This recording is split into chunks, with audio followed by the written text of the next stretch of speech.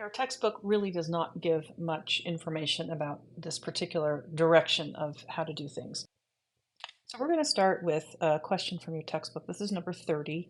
And I'll just remind you that the easiest way to parameterize a curve, a Cartesian curve, is to say just let x of t be t. And then y of t is 3t squared in this case, plus 3. And the reason that works is that we've basically replaced x with t. So if this was an x, now it's a t. And it's pretty much that simple, except that's not very interesting. So let's try something a little different. What if I let x of t equal x squared? Then y of t is going to be 3 times whatever I say x is squared plus 3. Except that I said x was x squared. That shouldn't be an x, it should be a t. So that should also be a t. I've decided to let x be t squared. So y is therefore going to be 3t squared squared plus 3. So y is actually equal to 3t to the fourth plus 3. Now, will that work? Let's find out by solving x for t. I have x equals t squared. If I solve it for t, I get the square root of x equals t.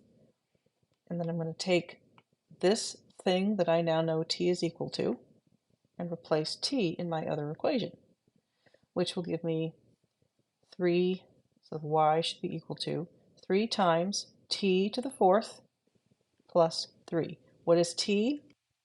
I found t to be equal to the square root of x, based on what I let x equal in the first place. So I'm going to let t equal the square root of x, and then if I simplify that, I get y equals 3 times the square root of x squared would just be x. If you square that again, you get x squared. And there, this was my check, there is the original Cartesian equation.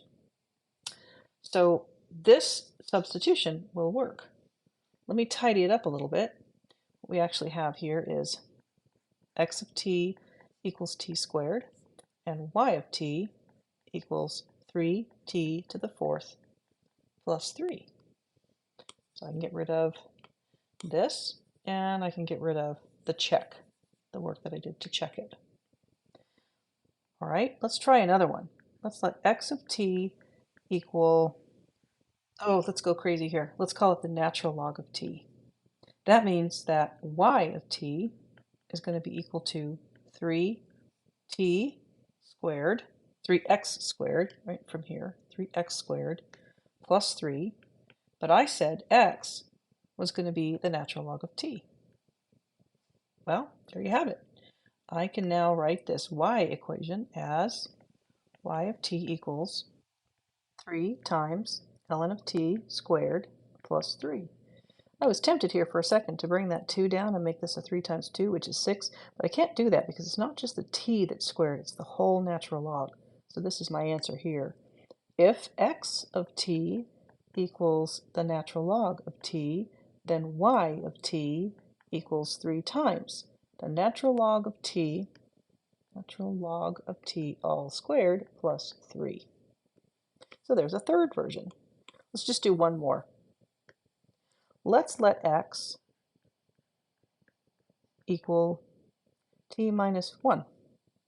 Then y of t is equal to 3 times x squared plus 3. But I said x was going to be t plus 1. So that means that y is equal to 3 times t plus 1 squared is t squared plus 2t plus 1 plus 3. So y is equal to 3t squared plus 2t plus 3 more. So another way to write this pair of parametric equations is as x of t equals t minus 1 and y of t equals 3t squared plus 2t plus 6. I'll erase my scratch work. And I have 4 different ways to write this rectangular equation, this equation written in rectangular form, as a pair of parametric equations. This one's boring, but it still counts. Now, if I ask you to do this on a test or an exam or a challenge set, don't just give me the boring one. You can give me the boring one. Give me at least one other option. Make sure you read the instructions carefully because I may ask you for a specific number of parametric equations, or just read the instructions. And whatever the case, don't just give me this one example. That's just, anyone can do that, right? I want to know that you've really absorbed the information, that you can actually do more than just the basic. But really, it's not that challenging. I mean, once you've decided what you want to let x be equal to, right? We had several different choices here.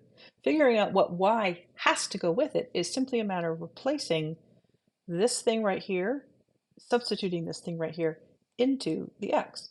Here, I substituted t squared in for x, so I got t squared squared. Here, I substituted in t minus 1, so I had t minus 1 all squared, and then I had to expand it. So just substituting that in, and then simplifying, of course, it's not too difficult. Well, I hope you've enjoyed this nice short video. The good news is we're done with 8.6, and we'll be looking now at section 8.7, which is more about parametric equations, specifically about their graphs. And this, in my opinion, is where the fun really begins in this course. I'll see you over there.